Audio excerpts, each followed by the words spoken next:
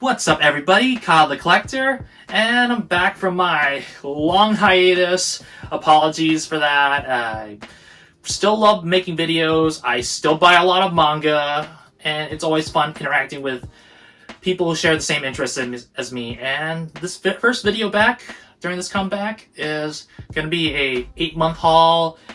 Most of the things I've collected over the last 8 months, if I showed off everything, it'd be a long video, and I don't think nobody wants to go through that, so mostly the highlights. And during those 8 months, a popular manga retailer, Right Stuf Anime, has shut down. Their warehouse still exists, but they work under Crunchyroll, so I wanted to unbox on camera my last order from Right Stuf Anime, as well as my first order from the Crunchyroll store on camera. But first, we gotta start off with the digital manga first. But stay tuned for the whole video. Starting off for the digital manga, during my lack of uploads, I purchased 27 through 31 of Tokyo Revengers. 31's the last volume of the series. This series definitely peaked during the Tenjiku arc, where the anime is adapting right now. But this final arc, I get that Mikey was kind of set up as the final antagonist, and it was pretty hype seeing Takemichi reform the Tokyo Manji gang, and we get an explanation of how Takemichi acquired the time-traveling powers.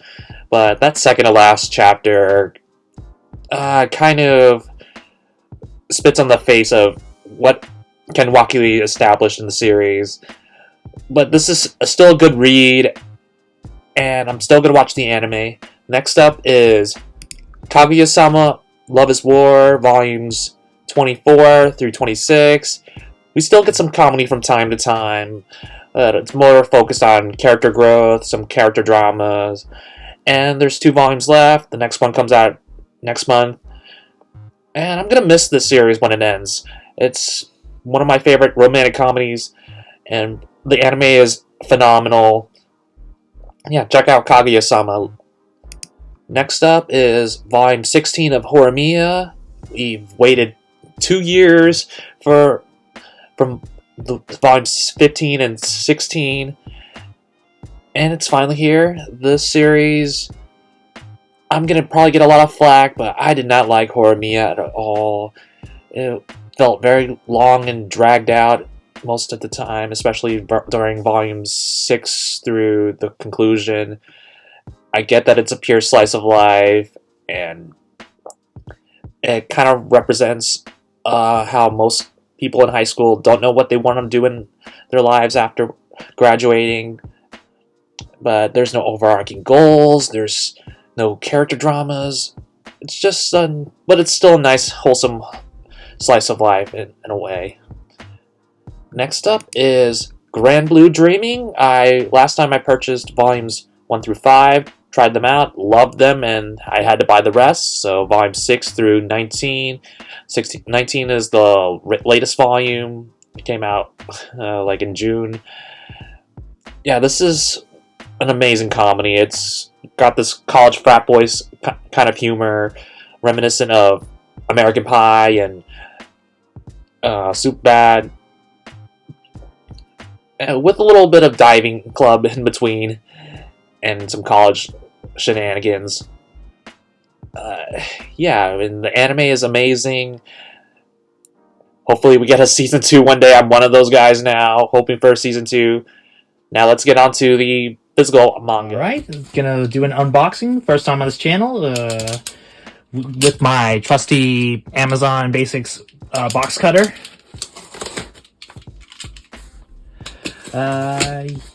Yeah, Right Stuf means a lot to me. It's how I started. How many collectors could buy affordable manga at a discounted price, and it's sad to see them go. Hopefully, Crunchyroll keeps their discounted prices. And here I had to make a quick edit. They left a sticker that showed my address, and I don't want to dox myself. Inside, you see a lot of cardboard paper, a lot of cardboard packaging.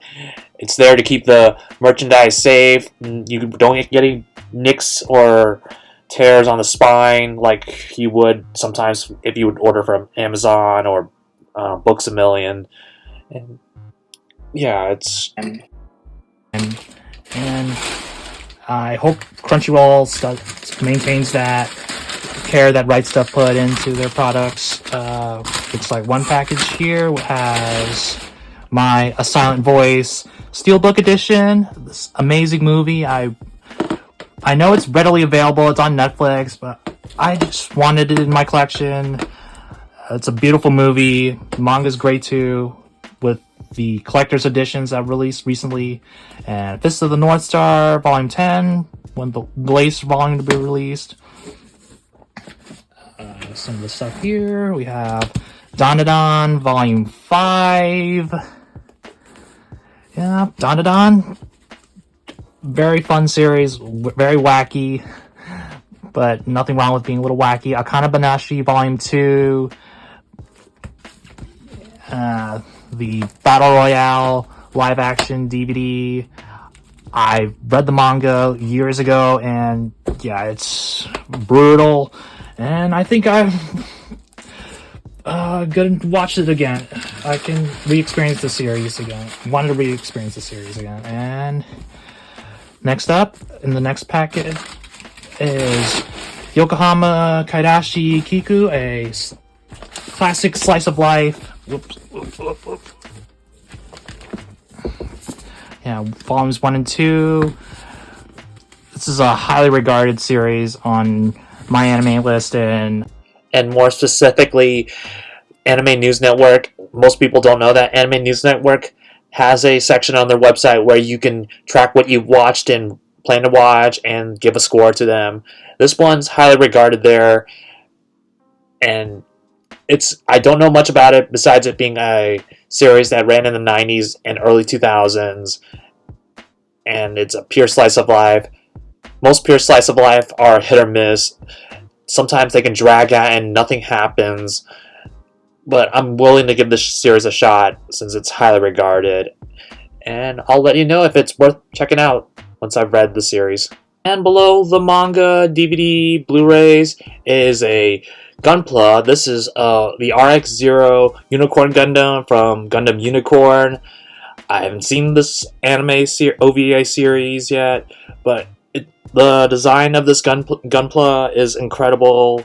This red and white aesthetic, and the destroy mode and the normal Gundam mode, it looks incredible. I've watched The Witch from Mercury and loved it and wanted to get more into Gunpla building, and I'll build this sometime and show the results on one of these videos in the future. now that the table is cleared of the cardboard boxes and cardboard paper, here's the manga I've been collecting over the last 8 months. First up are Jujutsu Kaisen volumes 19 and 20. These two volumes have 3 different fights involving Yuji, Megumi, and Yuta. And if you've been reading the JJK manga this year, week to week, the manga's been on a roll. I don't want to say spoilers, but it's hard to avoid spoilers if you're not reading week to week. Next up are volumes 2 and 3 of Oshinoko. Volume 2 has the live-action streaming show that Aqua stars in, and Volume 3 has Aqua starring in a reality show, and yeah, the reality show arc is really tough to watch and read, but really incredible. Volume 2 has Ruby's autograph, and Volume 3 has Aqua's autograph. Nice touch to these volumes. Next up are My Hero Academia, volumes 34 and 35. Volume 34 introduces the #1 hero in America, and as an American, I feel a sense of patriotism when an American character is portrayed in a Japanese comic. Next up is Akana Banashi, Volume 1. You saw Volume 2 in the unboxing earlier. Yeah, I've been really enjoying Akana Banashi, reading it week to week. I think it's the spiritual successor to Act Age, and I'm always a fan of reading manga portray a performance art like Act Age, even Oshinoko. Yeah, definitely recommend Akane Banashi. Next up are volumes 9 and 10 of Spy Families. Always a fun series to read, and volume 10 reveals Lloyd's backstory and his motivation for wanting world peace. Really good series. Next up are Blue Box volumes 3, 4, 5, and 6. They've just pumped out a lot of Blue Box volumes this year. And one of these volumes has an actual badminton game, but still focused mostly on romance. Still fun read, very cute, seeing Chinatsu and Taiki interact and the other cast of characters. Next up is a new series from Hiruma Arakawa, who famously was the author of Full Metal Alchemist. The series is Daemons of the Shadow Realm, or it's known in Japanese, Yomi no Sugai. I've only read volume 1 so far, and it's a solid volume, but yeah, it has huge expectations because it's by the creator of Full Metal Alchemist. And solid shonen series so far. Next up is Chainsaw Man, volume 12. This is the start of part 2, and it's pretty bold of Tatsuki Fujimoto to start off with a brand new character instead of Denji, the one we know and love. We get introduced to Asamitaka and the War Devil, and the story ensues in Chainsaw Man. Next up is Chainsaw Man Buddy Stories. I'm craving more content from Chainsaw Man, so I picked up this book. It's a light novel. I don't think it's canon, but hey, it's a fun read. Next up is Before Chainsaw Man 22 through 26, a collection of one-shots that Tatsuki Fujimoto wrote before Chainsaw Man was serialized. And one of these one-shots has a story centered around a girl who's been prophesized to cause the end of the world. Something similar to what's happening in the Chainsaw Man manga, part 2. And the last of the Tatsuki Fujimoto stories I picked up during this time is Goodbye Eri. It's another one-shot.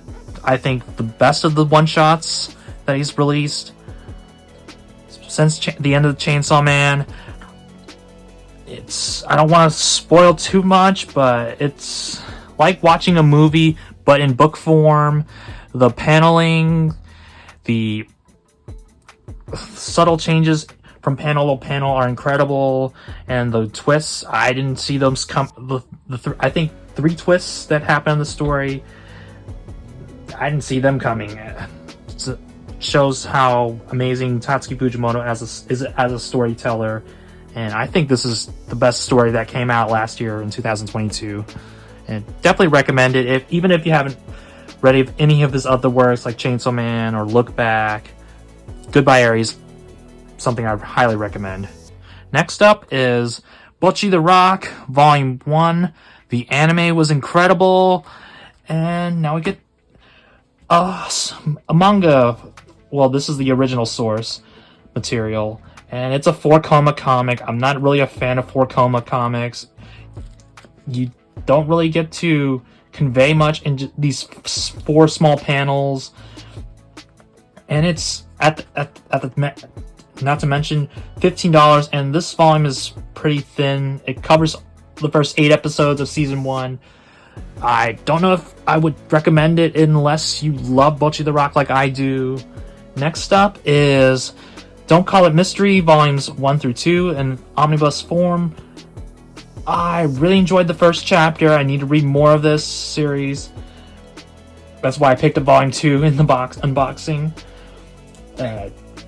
Story about a college student who gets framed for murder, and he's out there to find out who framed him and who committed the murder. Next up are volumes 6 through 9 of Blue Lock. These volumes cover a majority of the second selection arc. Volume 10 will probably be the conclusion of this arc, where season 1 leaves off. And I'd say that Isagi Yoichi, our main character, was not as interesting in the first 5 volumes, but until the second selection, he really gets his time to shine and becomes one of my favorite characters in the series during the second selection arc. Soccer Purist may say that Blue Lock is not realistic, but I really enjoy it, and it captures that watching live sports feel. Next up are volumes 6, 7, and 8 of Record of Ragnarok. Always fun to read this series, and the art's amazing. Next up are volumes 7, 8, and 9 of JoJo's Bizarre Adventure, Part 5, Golden Wind. This concludes this part, and Part 6 comes out later this month, in November. I'd say Part 5 is my favorite of the 6 parts I've read or watched so far of JoJo's Bizarre Adventure. I know Part 7 is highly regarded in the fandom, but Giorno and Bruno are some really awesome characters. Next up, I picked up all 13 volumes of Hell's Paradise, also known as Jigoku Raku. This had an anime in the spring, and it was pretty enjoyable, and I wanted to get into the manga. The anime leaves off around volume 6, so that's where you want to start if you want to get into the manga.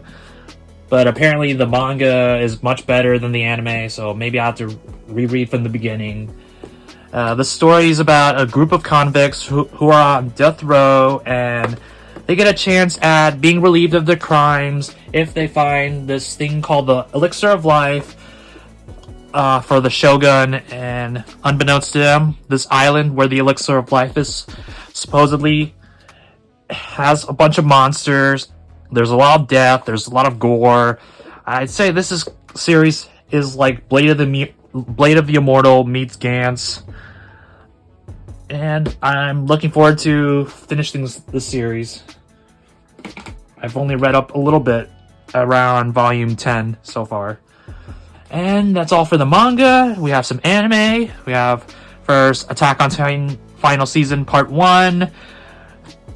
It was on sale during one of the Right Stuff's sales, and this first part of the final season got a lot of flack because this is the transition period from Studio Wit to Studio Mappa, and it was a little different from the aesthetics that Wit had established. The Titans are CGI now. It's still Attack on Titan. It's still good. Just it takes a while to get used to, and the animators did not need those death threats from some of the toxic fans. Next up is Ghost in the Shell, the 4K edition. It's cool to get an anime in 4K. And One Punch Man Season 1 was on sale from, I think, Amazon during Prime Day, so I picked this up. One Punch Man's first season is incredible. Next up, some anime figures. To commemorate the end of the Part 5 manga in JoJo's Bizarre Adventure, I picked up a Bruno Bucciarati Super Action statue and his stand sticky fingers. I'll open these up after I show off my convention goods. Just put them on the rotating base. And another figure, a Gunpla of the Aerial Gundam from The Witch from Mercury. I finished that anime. It was a blast, and now I want to get into Gunpla building. So you see that Unicorn Master Grade. I built this one, this high grade, and I'll show this off too with the other figures. And the last of the goods that I purchased before showing off my anime figures out of the box, I went to another anime convention. This one's Otakon in Washington, D.C. It took place at the end of July. This year, Viz Media, they gave out 2 sets of lanyards. Convention goers can choose one or the other. I chose the Zom 100 lanyard. Awesome anime. And hopefully Bug Films finishes strong. Take all the time you need. They also gave out Bleach 1000 Year Blood Word lanyards. I got an autograph from one of the celebrities who attended the convention. I got one of Kao Shibuya. I'm hiding my phone number on the badge. Kao Shibuya is a former JV actress. Now she's a streamer. She's a professional cosplayer. And she's a lovely woman. Very nice. Very nice to meet her in person. And I bought one of her merchandise. I picked up a keychain from her. Really cute. She also sold prints of her in various cosplays, showing off her assets. I chose to just buy the keychain. And she also had a raffle where you spin the wheel and you get a prize. I got the Sailor Moon acrylic stand of Sailor Mars. This acrylic stand was only sold at the Sailor Moon Museum in Japan. Really nice. I'll open this at the end of the video too. At the merch hall, I bought one anime figure of Netero from Hunter x Hunter. Awesome figure. Small, but really cool.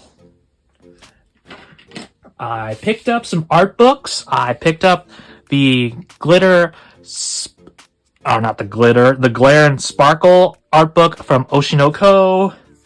This has artwork from Vaughn covers, from artwork that Mengo Yokoyari drew and posted on Twitter. Yeah, got a lot of artwork from all the characters in the series. Ruby, Kana, Akane, Mem, various other characters. Show a little bit of there. And some information about each artwork in this book. Oh, where's that artwork? I wanted to show that one in particular. Here's a Kaguya Shinomiya from Kaguya-sama and Ai Hoshino from Oshinoko, drawn together from Aka Akasaka, the writer of the series. And at the end, there's an interview with Aka Akasaka, the writer, and Mengo Yokoyari, the artist, and there's a bonus chapter at the end. Hopefully that one gets added to the volume because it shows Kaguya in there, connecting both works in the same universe. Another art book I got was the Slam Dunk Illustrations Plus from Takahiko Inoue. This shows off some of the artwork, the work that he drew post Slam Dunk, years after the end of the serialization. You can see how detailed his artwork has evolved with Vagabond style shading and details. Yeah. And yeah, a message from Takahiko Inoue in English. It's great that Inoue is acknowledging the fan base outside of Japan. Slam Dunk's incredible. The movie also came out this year, and I was skeptical at first because it's a fully CGI movie, but it was an amazing movie. Told the last match of the series, and they made some changes from the manga, but I think the changes worked out better for new fans of the series. The last art book I got is this gargantuan JoJo Veller, JoJo's Bizarre Adventure art book. It's packaged in this mail parcel style package, and you got stamps of all the characters from JoJo's Bizarre Adventure from part 1 through part 8. And at the back, got a drawing of Jolene, and you can see the price that Kinokuniya sold these art books. They kind of sold above retail, and I kind of feel dumb. I was caught up in the convention vibes, and yeah. Some of these art books, the Oshinoko one and the Slam Dunk one, I couldn't find on Amazon, but this Jojo Veller one was like $20 cheaper, and yeah, I'm kind of mad because this art book damaged some art prints that I bought while I was lugging these around the venue throughout the day. And inside the art book, we have the main art book, but also has 2 add-ons. Inside, you have, I think that's Morio, a map of Morio with the street names are the character stands, Jotaro, and you see Vanilla Ice, Cream, and show a little bit of the art book. It has artwork mainly from part 6 to part 8. This was an art book that was published in 2013, so early in the release of part 8. And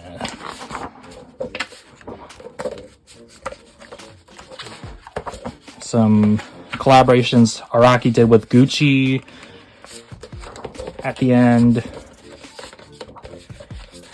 And some information about each artwork in this book.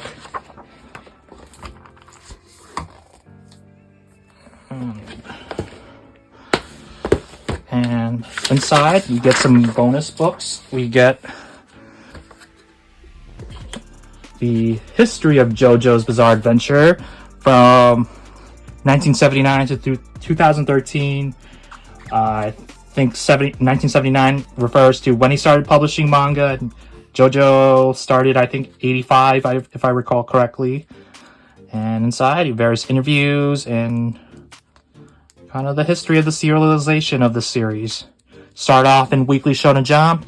Part 7 moved to Ultra Jump and has been there since. Went from a monthly release to a weekly release to a monthly release. And it's been incredible since. And the last book I got is the Stands book that was included in the Jojo Veller art book.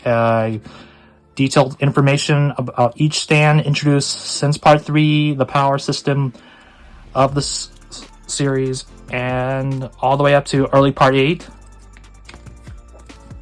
Yep, there we go. And some merch that I got from the Artist Alley. I got 2 art prints. You can see on the top a little bit of crease and tear because of this damn Jojo Veller box damaged them. One of Makima and Denji at the bottom. Kind of spoilers for anime onlys. Kind of reveals Makima's power. And one of Ai Hoshino. I'll leave the artist's name at the bottom of the video and in the description of the video as well.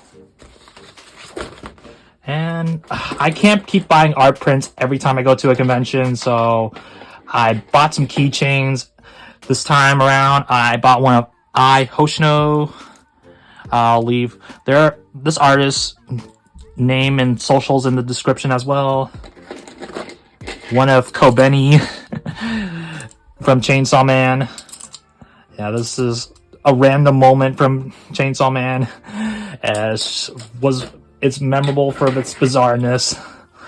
And the last keychain I got is a Bocchi the Rock CD case keychain, and the top has a zip tie as a Kisoku band. The band from Bocchi the Rock means zip tie, and the back, a little nice touch as well, has a QR code that leads to the Spotify playlist for the Bocchi the Rock soundtrack. And now let's get on to the figures. Here's the Sailor Mars fully assembled, and a close look at the Netero. Both are small, compact, and fit on the bookshelf very nicely. Here's the Bruno Bucciarati and the Sticky Fingers out of the package. You can see all the accessories and all the hands and heads that come with both figures, and the action bases, some poses. The sticky fingers punching arm is very flimsy. It can't stand up straight, unfortunately. You can recreate some of those iconic JoJo poses, and you have a Mario Zucchero head, so you can do the torture scene if you want, if you have the other figures. And for the heck of it, you can put Zucchero's head on Bruno's body if you want. And I also have a Giorno Giovanna Gold Experience Requiem and Mista with Sex Pistols figures from part 5, so here's what they look like together. And yeah, Super Action statues are awesome, a little pricey, but you can recreate a lot of famous JoJo poses and famous scenes from the series. And here's the Gundam Aerial, fully assembled. Yeah, you could see some scuff marks from the panel lining that I did. I didn't do a great job of it. Didn't use any of the paint thinner. And some of the accessories, it comes with the beam rifle, with a blast effect, the beam sabers, and the gimmick of this Gunpla is that its shield can break up into pieces and act as drones, like in the show. And they also can be additional armor pieces. The Witch from Mercury is an awesome Gundam series. It's great for newbies like me, and there's a lot of character drama with Suletta and Mirion, and the action scenes are incredible, and the political drama is awesome as well. Yeah, check out The Witch from Mercury, and if the series, maybe you get into Gunpla building too, as like I did. Thank you for watching. I know I haven't been very consistent with my uploads. I really want to get there. It's just I've been busy and I haven't had enough free time to read the manga that I buy, and it doesn't feel right to make a video if I haven't read most of the stuff I bought. Guess I'm a collector first, and I really wanted to knock out some of my TBR, but I'll get there, and until next time, take care. Bye.